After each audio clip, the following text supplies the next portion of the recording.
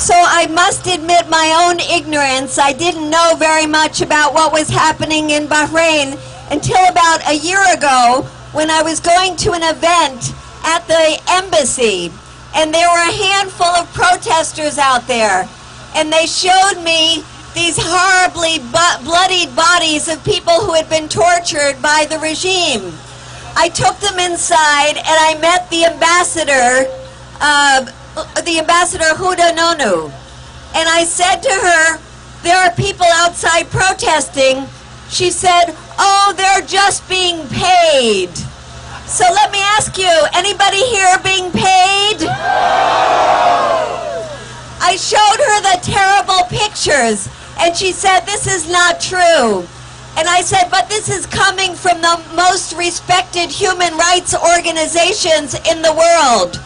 She put her arm around me and she said, my dear, if we torture in Bahrain, it's just a little bit. Shame. Shame.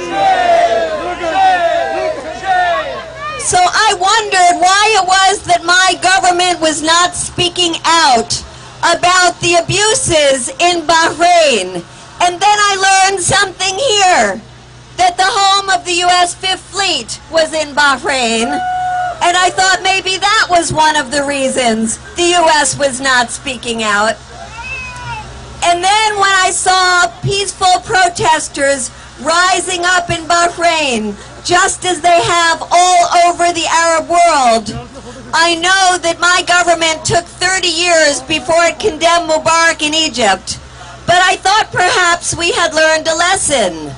And then when I hear my government saying Gaddafi must go, I wonder, why are they not saying the Al-Khalifa regime must go? And then I realized that my government continues to sell weapons to the government of Bahrain. And then I discovered that the U.S. government is not only selling weapons to the Saudis, but has the largest $60 billion weapons deal in the history of weapons sales. And as you know only too well, those very weapons sold by the United States to the Saudi regime are being used against the peaceful protesters in Bahrain.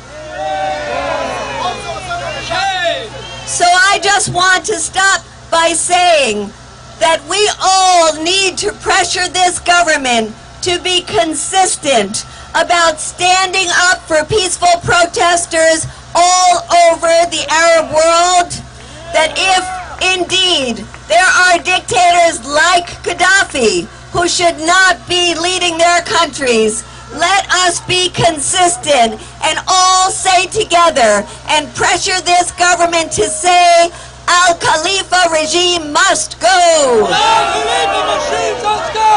Al-Khalifa regime must go. Al-Khalifa regime must go. Al-Khalifa regime must go. Al-Khalifa regime must go. Thank you. We will stand with you and all the people of Bahrain until Bahrain is free. Thank you.